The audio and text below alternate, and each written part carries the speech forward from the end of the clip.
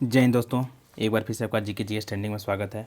आज हम दोस्तों आप लोगों से झारखंड में जो सीजीएल का मॉडल प्रैक्टिस सेट चल रहा है, ठीक है, उसका दूसरा पार्ट होगा दोस्तों ये। और कौन सा है दोस्तों ये? तो ये आपका हो जाएगा मॉडल प्रैक्टिस सेट नंबर 6 दोस्तों, उसका ये पार्ट नंबर 2 होगा, ठीक है। तो इसमें दोस्तों पार्ट नंबर 2 में हम सामान्य विज्ञान और कंप्यूटर से संबंधित जो भी प्रश्न होंगे, ठीक है, 20-20 प्रश्न, उन सभी का डिस्कशन करेंगे। तो आप लोग वीडियो के अंत तक बने रहिएगा। जो भी चैनल पर नए होंगे दोस्तों, चैनल को सब्सक्राइब कीजिएगा, ठीक है। तो चलिए हम वीडियो को स्टार्ट करते हैं। सबसे पहला प्रश्न आप लोगों को दिख रहा होगा दोस्तों यहाँ पे सामान्य विज्ञान से, ठीक है, कि विद्युत विभव के विषय में निम्नलिखित कथनों में से कौन सा सही है दोस्तों, ठीक है। कौन सा? कि विद्युत विभव एक सदिश राशि है या फिर यह एक अदिश राशि है या फिर दोनों सही है। तो देखिए दोस्तों, आप सबसे पहले सदिश राशि और अदिश राशि को समझिए, ठीक है। कि सदिश राशि वे राशियाँ होती हैं दोस्तों, ठीक है। सदिश राशियाँ वे राशियाँ होती हैं जिसके पास दोस्तों क्या होता है, जिसके पास कि दोस्तों आपका मैग्नीट्यूड भी होगा और डायरेक्शन भी होगा, वे सदिश राशि होती हैं। और सदिश राशि को इंग्लिश में क्या बोलते हैं हम लोग? वेक्टर क्वांटिटी, ठीक है। तो वेक्टर क्वांटिटी क्या होता है दोस्तों? वे सभी फिजिकल क्वांटिटियाँ जिसके पास कि दोस्तों मैग्नीट्यूड के साथ डायरेक्शन भी होगा दोस्तों, वे होती हैं एक अदिश राशि या फिर वेक्टर क्वांटिटी उसको बोलते हैं, ठीक है। अब देखिए ये अदिश राशि क्या होता है दोस्तों? अदिश राशि को समझिए, आप लोग समझिए अदिश राशि की। अदिश राशि वे राशि होती हैं दोस्तों, ठीक है, जिसके पास की सिर्फ और सिर्फ मैग्नीट्यूड होता है, डायरेक्शन नहीं होता है दोस्तों। क्या होता है अदिश राशि? जिसके पास की मैग्नीट्यूड होता है, डायरेक्शन नहीं होता है दोस्तों, उसको हम लोग क्या बोलेंगे? अदिश राशि। और अदिश राशि को इंग्लिश में क्या बोलते हैं हम लोग? स्केलर क्वांटिटी, ठीक है। तो आपको समझ में आ गया दोस्तों कि वेक्टर क्वांटिटी क्या होता है, स्केलर क्वांटिटी क्या होता है दोस्तों, ठीक है। कि वे सभी फिजिकल क्वांटिटी हैं दोस्तों जिसके पास की मैग्नीट्यूड और डायरेक्शन दोनों होगा, वे वेक्टर क्वांटिटी कहलाएगा, यानी कि सदिश राशि कहलाएगा। और वे सभी फिजिकल क्वांटिटी दोस्तों, ठीक है, जिसके पास की दोस्तों सिर्फ और सिर्फ मैग्नीट्यूड होगा, डायरेक्शन नहीं होगा, वे सभी स्केलर क्वांटिटी कहलाएंगे। और स्केलर क्वांटिटी को क्या बोलते हैं? अदिश राशि। चलिए देखिए, तो विद्युत विभव में के बारे में, ठीक है, कि यह दोस्तों एक अदिश राशि है। विद्युत विभव क्या है दोस्तों? एक अदिश राशि। इसलिए इसका जो सही आंसर होगा दोस्तों, इसलिए इसका जो सही आंसर होगा केवल एक होगा दोस्तों, ठीक है, यानी कि ए इसका सही आंसर होगा। अब देखिए विद्युत विभव क्या होता है एक बार समझिए। कि किसी भी, जैसे कि आपके पास दोस्तों ये 2 पॉइंट है, ठीक है, ये इन्फिनिटी हो गया दोस्तों और ये आपका एक बिंदु ए है, ठीक है। तो इन्फिनिटी से बिंदु ए तक लाने में, ठीक है, चार्ज को 1 यूनिट, मतलब कि 1 यूनिट चार्ज को दोस्तों अनंत से यानी कि इन्फिनिटी से ला करके, ठीक है, किसी बिंदु तक लाने में जो वर्क डन होगा, जो कि दोस्तों काम होगा, कार्य होगा, वो लाने में जितना कार्य किया जाएगा दोस्तों, वो क्या हो जाएगा आपका? वो विद्युत विभव हो जाएगा दोस्तों, ठीक है। क्या हो जाएगा? विद्युत विभव। याद रखिएगा, इस बिंदु का दोस्तों विद्युत विभव हो जाएगा, याद रखिएगा, ठीक है। और इसका जो विद्युत विभव का दोस्तों क्या होता है? एसआई यूनिट, ठीक है, एसआई यूनिट। और एसआई यूनिट का फॉर्मूला क्या होता है दोस्तों? System international. तो इसका जो एसआई यूनिट होता है दोस्तों वो वोल्ट होता है। और इसको डिनोट कैसे करते हैं हम लोग? 5 से डिनोट करते हैं, याद रखिएगा। और इसका डायमेंशन आपसे पूछ लिया जाएगा दोस्तों कभी कि इसका डायमेंशन क्या होता है दोस्तों। तो इसका जो डायमेंशन होता है दोस्तों ml² T-3 और I, यानी कि I करंट को डिनोट करते हैं I-1। यहाँ पर A-1 भी आप कर सकते हैं चूँकि, ठीक है। चलिए, और इसको हम लोग कैसे निकालते हैं दोस्तों, एक बार आपको बता दें कि फाई इक्वल्स टू क्या होता है दोस्तों? फाई इक्वल्स टू होता है दोस्तों वर्क डन बाई चार्ज होता है दोस्तों, ठीक है। फाई यानी कि आपका विद्युत विभव दोस्तों। तो इज इक्वल्स टू होता है वर्क डन बाई दोस्तों चार्ज को क्यू से डिनोट करते हैं और वर्क डन डब्लू हो जाएगा दोस्तों, याद रखिएगा। तो वर्क डन यानी कि डब्लू का जो होता है दोस्तों ml², इसका जो बीमा होता है डायमेंशन ml² T-2, ठीक है, ml² T-2। और जो आपका हो जाएगा दोस्तों चार्ज, इसका क्या होता है चार्ज का? तो चार्ज इज इक्वल्स टू, याद रखिएगा दोस्तों, Q is equals to IT होता है। IT मतलब कि दोस्तों करंट का हो जाएगा I और T का हो जाएगा दोस्तों, T का भी हम लोग T से ही करते हैं, ठीक है। तो Q के जगह हम लोग IT कर देंगे।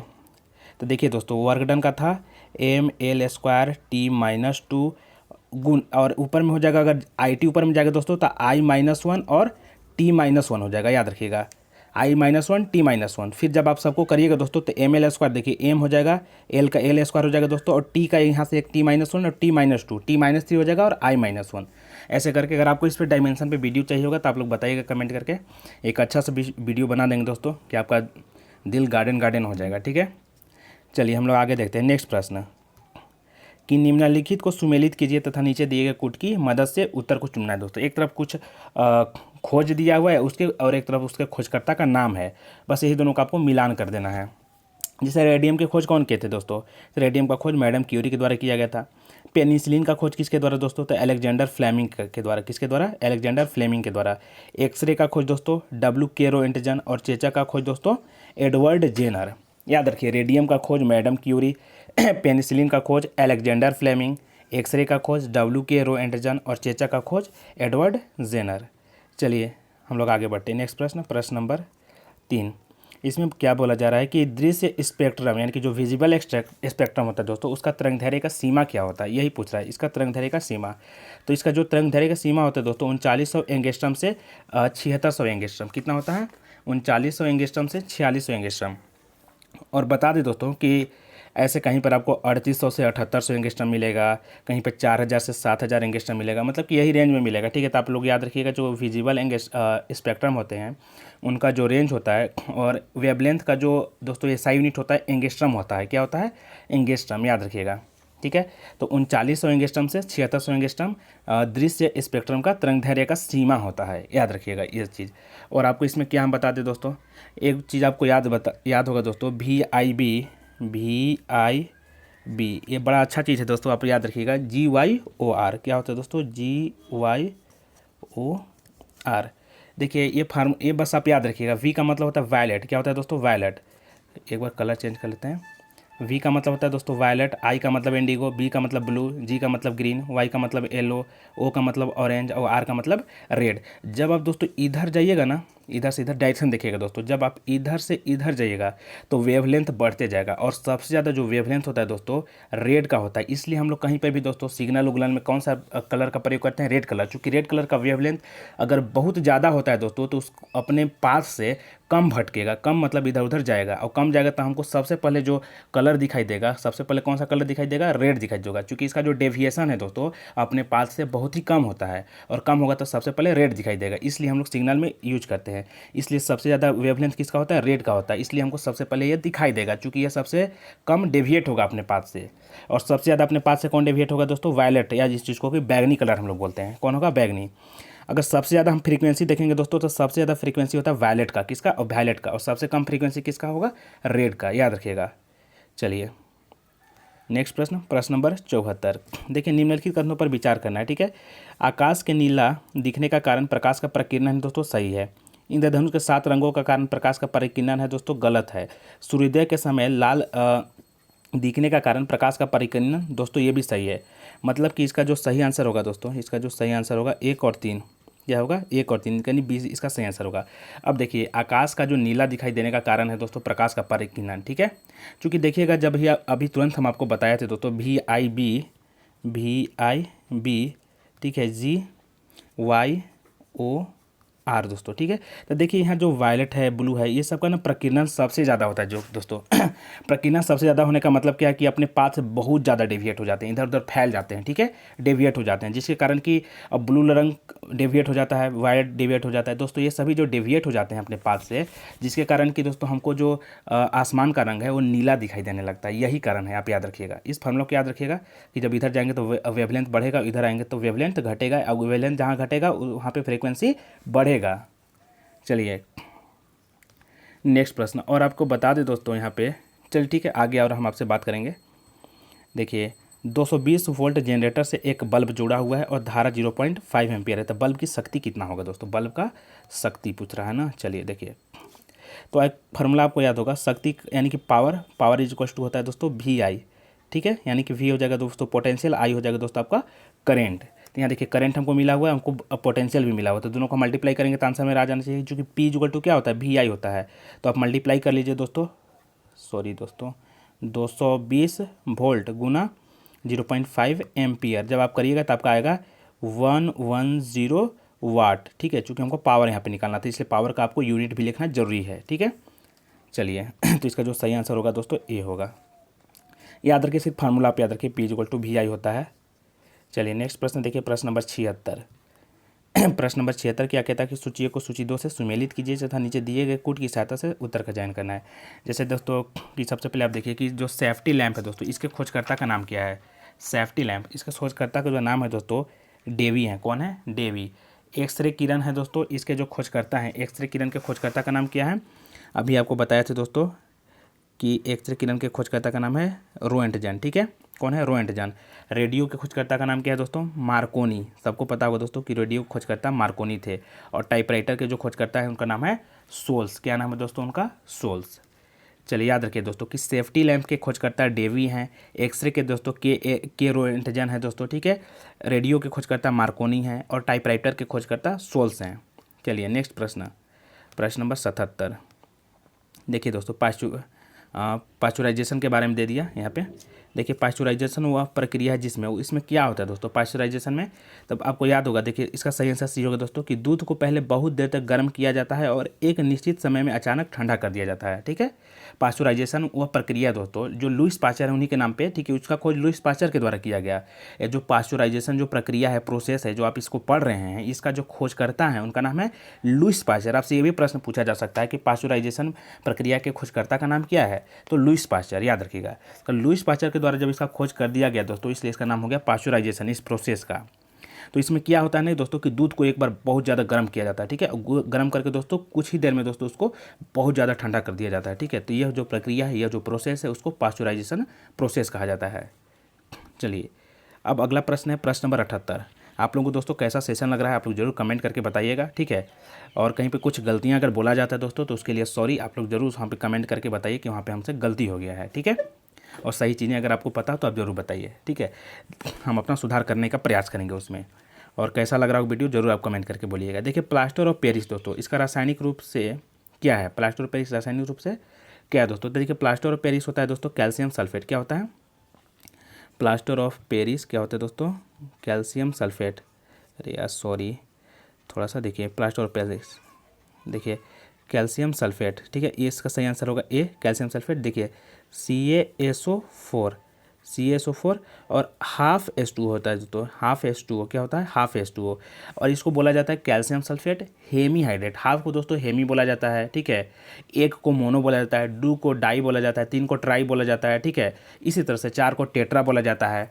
तो हाफ है दोस्तों, इसी चूँकि कैल्शियम सल्फेट हेमीहाइड्रेट यानी हाफ को हेमी बोला जाता है। इसमें जो जल का अणु होता है यानी कि मॉलिक्यूल्स ऑफ वाटर कितना होता है, हाफ होता है, हेमी होता है, इसलिए calcium sulphate hemihydrate plaster of Paris बोला जाता है। चलिए आगे देखिए आप लोग दोस्तों प्रश्न नंबर 79। प्रश्न नंबर 79 में क्या है दोस्तों, याद रखिएगा कि ट्यूबलाइट में निम्न दाब पर कौन सी गैस भरी होती है। बताइए ट्यूबलाइट में जो निम्न दाब पर गैस भरा होता है दोस्तों, ठीक है, ट्यूबलाइट में निम्न दाब पर जो गैस भरा जाता है दोस्तों, इसमें क्या होता है, कुछ पारा वाष्प होता है और कुछ नियोन होता है दोस्तों, नियोन आर्गन ये सब भरा जाता है। अब डेवलप हो रहा है ना दोस्तों, तो यहाँ पे नियोन का ज़्यादा प्रयोग किया जा रहा है, ठीक है। तो नियोन और पारा का जो वाष्प होता है दोस्तों, ये भरा होता है किस में, ट्यूबलाइट में। ऐसे अभी भी दोस्तों आर्गन वगैरह भी प्रयोग होता है, बल्ब वगैरह में, आपको पता ही होगा, लेकिन यहाँ पे नियोन और पारा का वाष्प, ठीक है। चलिए प्रश्न नंबर 80। प्रश्न नंबर 80 देखिए, थोड़ा सा इसको ऊपर कर लें। देखिए दोस्तों यहाँ पे मिलान करना है, ठीक है, यहाँ पे मिलान करना है। जैसे कि दोस्तों आपका ब्लीचिंग पाउडर है, ठीक है, ब्लीचिंग पाउडर ब्लीचिंग पाउडर को खोज करता नहीं दोस्तों, बल्कि इसका फार्मूला क्या होता है, ठीक है। तो ब्लीचिंग पाउडर का जो फार्मूला होता है दोस्तों कैल्शियम ऑक्सीक्लोराइड। और कैल्शियम ऑक्सीक्लोराइड का दोस्तों सूत्र क्या होता है, आप लिख लीजिएगा, क्योंकि हम थोड़ा सा बैक में जाकर के इसको मिटा भी देंगे। CaOCl2, देखिए Ca कैल्शियम, O ऑक्सी और Cl2 क्लोराइड, ठीक है, तो कैल्शियम ऑक्सीक्लोराइड हो गया, ठीक है। चलिए थोड़ा बैक में जाकर के मिटा देते हैं। चलिए अब देखिए बेकिंग सोडा का फार्मूला क्या होता है, बेकिंग सोडा का सोडियम बाइकार्बोनेट। क्या होता है दोस्तों, सोडियम बाइकार्बोनेट। कहीं पर भी दोस्तों बीच में H आ गया तो वो हो गया बाई, क्या हो जाएगा, बाई, ठीक है। तो सोडियम बाइकार्बोनेट, इसका फार्मूला क्या होता है, NaHCO3, सोडियम बाइकार्बोनेट, खाने वाला सोडा होता है दोस्तों सोडियम बाइकार्बोनेट। इसका फार्मूला क्या होता है, NaH सोडियम, ठीक है, H बाई और CO3 कार्बोनेट, तो सोडियम बाइकार्बोनेट, ऐसे याद रखिए आप लोग, ठीक है। चलिए दोस्तों आगे बढ़ते हैं अब हम। देखिए वॉशिंग पाउडर का जो फार्मूला होता है दोस्तों क्या होता है, सोडियम कार्बोनेट। क्या होता है, सोडियम कार्बोनेट। अब बोलिएगा कैसे सोडियम कार्बोनेट हो गया, तो CaCO3 और डॉट 10H2O दोस्तों। अब पूछिएगा ये कैसे हुआ, देखिए सोडियम कार्बोनेट 10H2O, ठीक है। तो चूँकि देखिए जो वॉशिंग सोडा होता है या फिर वॉशिंग पाउडर उसको बोलिए, इसमें अणु के जो जल के 10 अणु होते हैं, जल के कितने अणु होते हैं, 10 अणु, यानी कि 10 मॉलिक्यूल्स ऑफ वाटर अवेलेबल होता है किसमें, वॉशिंग पाउडर में, ठीक है। तो कैल्शियम कार्बोनेट 10H2O याद रखिएगा। और प्लास्टर ऑफ पेरिस का तो आपको बता दिए दोस्तों, कैल्शियम सल्फेट हेमीहाइड्रेट। क्या होता है दोस्तों, calcium sulphate hemihydrate, calcium sulphate यानी CaSO4 डॉट हाफ H2O यानी कि हेमीहाइड्रेट। अभी ये तुरंत आपको बताए थे। चलिए नेक्स्ट प्रश्न, प्रश्न नंबर 81 कि निम्नलिखित में से कौन सा विस्फोटक नहीं है, कौन सा विस्फोटक नहीं है दोस्तों। तो इसका जो सही आंसर होगा ए होगा दोस्तों, यानी कि नाइट्रोक्लोरोफॉर्म। नाइट्रोक्लोरोफॉर्म विस्फोटक नहीं है, बाकी जो भी हैं दोस्तों सभी विस्फोटक हैं, ये सभी के सभी क्या हैं दोस्तों, विस्फोटक हैं, लेकिन नाइट्रोक्लोरोफॉर्म विस्फोटक नहीं है। देखिए प्रश्न नंबर 82, प्रश्न नंबर 82 देखिए कि सूची 1 को सूची 2 से सुमेलित कीजिए तथा नीचे दिए गए कोड का प्रयोग करके सही उत्तर का चयन करना है। ठीक है, जैसे कि आपका हो गया दोस्तों एस्पार्टेम। ठीक है, एस्पार्टेम, एस्पार्टेम का उपयोग कहाँ पे होता है, एस्पार्टेम का उपयोग दोस्तों किस में होता है, तो इसका कृत्रिम, थोड़ा सा दोस्तों इसको ऊपर कर लेते हैं। ठीक है, देखिए एस्पार्टेम का उपयोग होता है दोस्तों कृत्रिम मधुरक में, किस में, कृत्रिम मधुरक में। ठीक है, इसी तरह से फ्रेयॉन का प्रयोग, फ्रेयॉन का प्रयोग कहाँ होता है दोस्तों, प्रशीतक में। कहाँ पे होता है दोस्तों, प्रशीतक में, याद रखिएगा फ्रेयॉन का जो उपयोग होता है, प्रयोग होता है प्रशीतक में होता है, ठंडा करने में। नियोप्रान, नियोप्रीन है दोस्तों, इसका जो संश्लेषित जो रबर होता है उसमें होता है दोस्तों, कहाँ पे, रबर का संश्लेषण में। और बेनाड्रिल, बेनाड्रिल का दोस्तों कहाँ पे होगा, ठीक है, प्रतिहिस्टामिन, प्रतिहिस्टामिन इसको बोला जाता है। ठीक है, प्रतिहिस्टामिन में इसका प्रयोग बेनाड्रिल का होता है। चलिए नेक्स्ट प्रश्न देखिए, प्रश्न नंबर 83 नंबर दोस्तों, 83 नंबर प्रश्नों को देखिए आप लोग।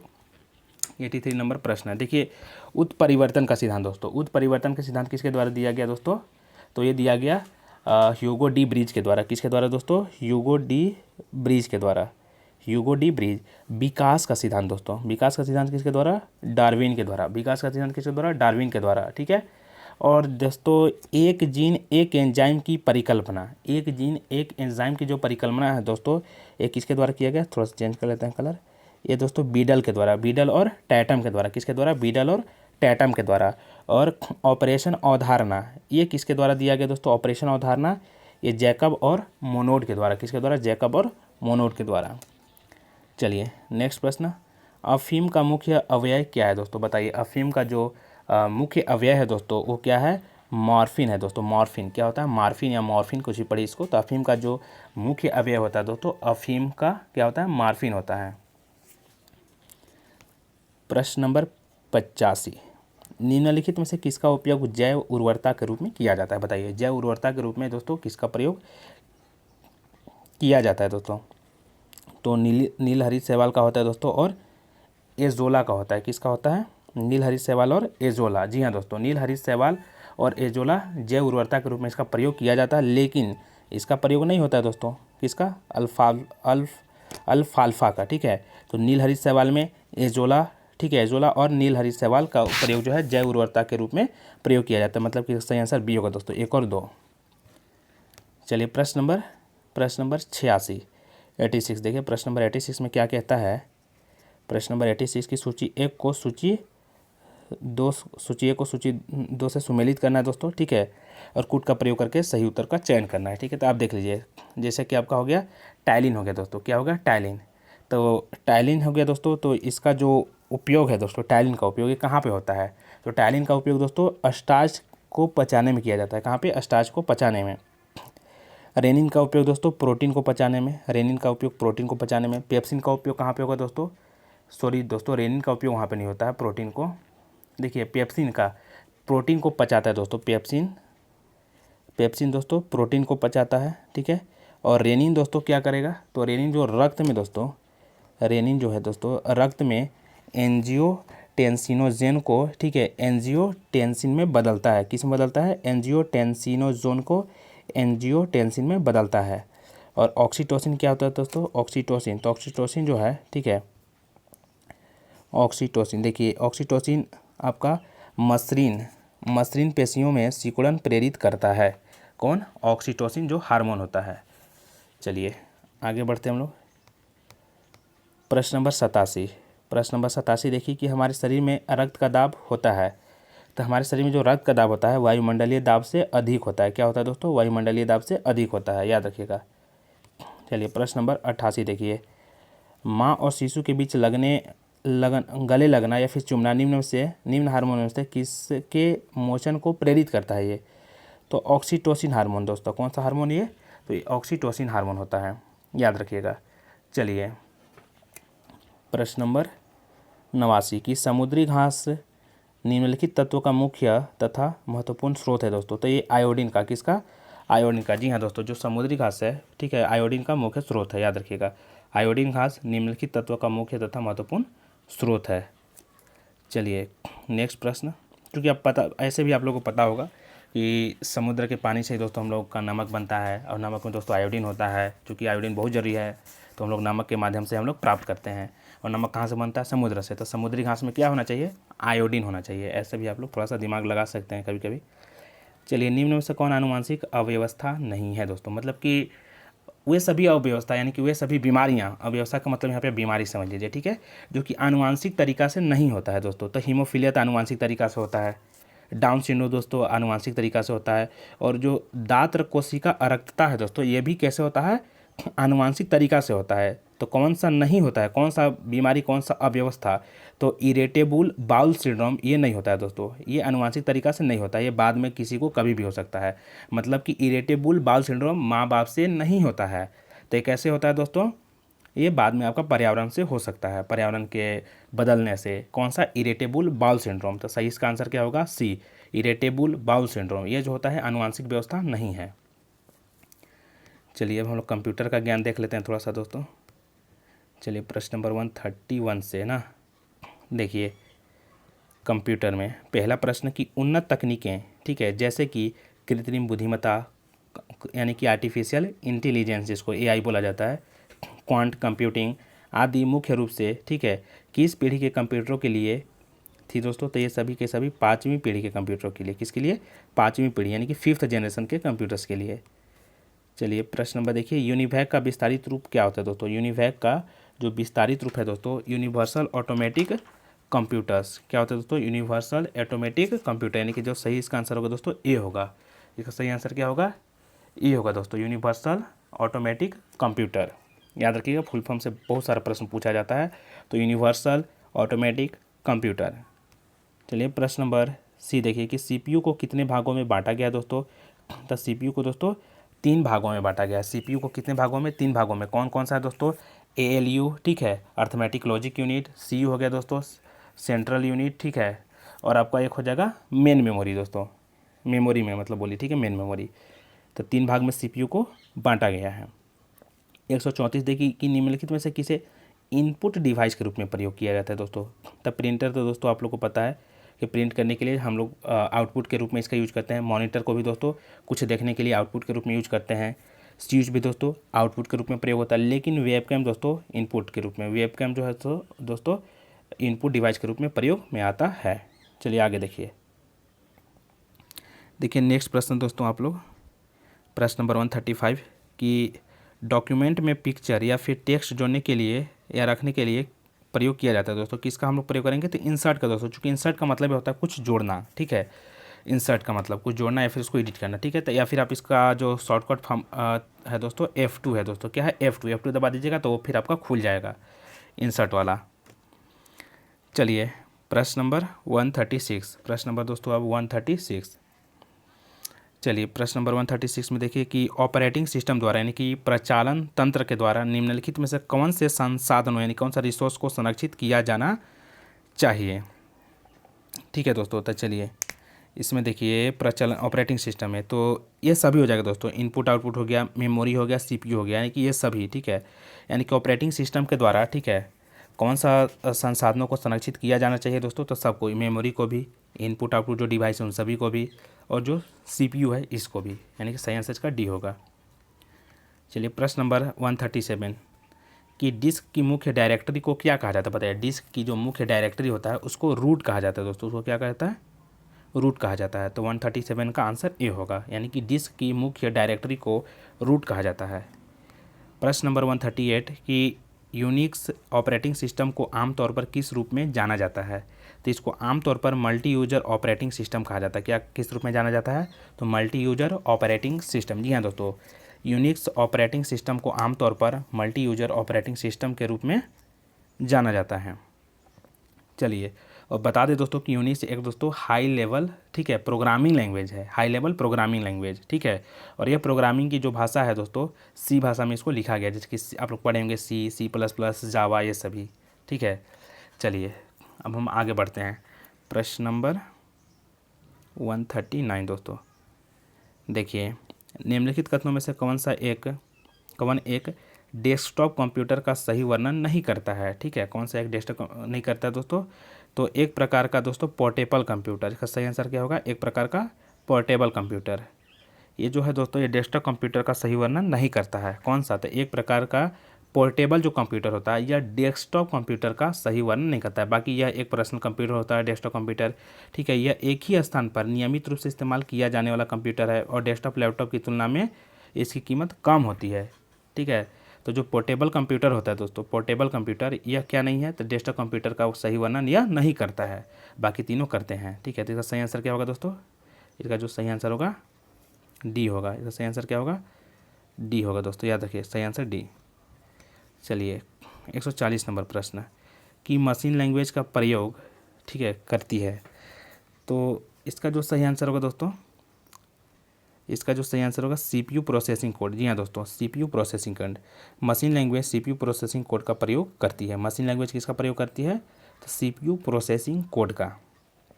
चलिए अगला प्रश्न नंबर अब हम लोग पढ़ेंगे 141। देखिए कि कंप्यूटर भाषा जावा के आविष्कारक कौन है दोस्तों? तो इसके जो आविष्कारक हैं माइक्रोसॉफ्ट हैं। कौन है दोस्तों? माइक्रोसॉफ्ट, सॉरी दोस्तों, सन माइक्रोसॉफ्ट है दोस्तों, माइक्रोसॉफ्ट नहीं बल्कि सन माइक्रोसॉफ्ट। जी हाँ दोस्तों, कंप्यूटर भाषा जावा के जो आविष्कारक हैं सन माइक्रोसॉफ्ट। कौन? सन माइक्रोसॉफ्ट। चलिए प्रश्न नंबर 142, एक कंप्यूटर भाषा में एक वेबसाइट में कितने बाइट होते हैं बताइए?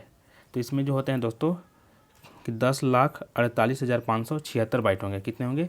10,48,576 बाइट। इसके बारे में दोस्तों हम बढ़िया से डिस्कस करेंगे आप लोग से मेमोरी में। देखिए अब थोड़ा सा, चलिए देखिए एक आईपी पता है दोस्तों, एक आईपी का पता, ठीक है, एक आईपी पता है। देखिए 143 नंबर ना दोस्तों, इसको बोलते हैं आईपी का मतलब होता है दोस्तों इंटरनेट प्रोटोकॉल। क्या होता है? इंटरनेट प्रोटोकॉल, ठीक है। तो आईपी नेटवर्क में प्रत्येक नोड के लिए एक विशिष्ट पहचान है, ठीक है, और एक 32 बिट का यह कूट है दोस्तों, ठीक है। इसमें 4 अष्टक होते हैं, ठीक है, मतलब कि उपयुक्त सभी सही हैं, ठीक है। इसको आईपी को क्या बोला जाता है? Internet protocol. ऐसे बोला जाता है ना आईपी एड्रेस, ठीक है, इंटरनेट प्रोटोकॉल। देखिए निम्नलिखित में से कौन सा एक समूह से संबंधित नहीं है दोस्तों? कौन सा एक इस समूह से संबंधित नहीं है? तो दोस्तों आपको स्पैम जो है दोस्तों, ठीक है, यह सही यहाँ पे मतलब ये इस समूह से संबंधित नहीं। बाकी मालवेयर है दोस्तों, ठीक है, रैंसमवेयर है, फिशिंग है, ये सभी अलग हो गए दोस्तों और स्पैम संबंधित नहीं है। चलिए प्रश्न नंबर 145 कि दुनिया में सबसे पहला वेब ब्राउज़र का नाम खाली स्थान था और ही, ठीक है, खाली स्थान द्वारा विकसित किया गया था, ठीक है। तो इसका जो सही आंसर होगा कि दुनिया में सबसे पहला वेब ब्राउज़र कौन था दोस्तों? World wide web. और यह किसके द्वारा विकसित किया गया? टिम बर्नर ली के द्वारा। और लगता है दोस्तों शायद इसका जो यह किया गया था 1995 में शायद यह किया गया था। ऐसा आप लोग को एग्जैक्ट पता होगा तो आप लोग कमेंट करके बताइएगा, लेकिन हमको जहाँ तक याद आ रहा है 1995 में ही किया गया था, ठीक है, टिम बर्नर ली के द्वारा, ठीक है। तो www यानी कि 3W है दोस्तों, 3W, ठीक है। इसका फॉर्मूला, इसका फुल फॉर्म भी कभी कभी पूछ लिया जाता है कि www, तो वर्ल्ड वाइड वेब, ठीक है। तो दुनिया में सबसे पहला वेब ब्राउज़र का नाम है वर्ल्ड वाइड वेब। और इसके जो खोजकर्ता हैं दोस्तों, या फिर इसके जो इसको विकसित करने वाले हैं, उनका नाम क्या है? टीम बर्नर ली।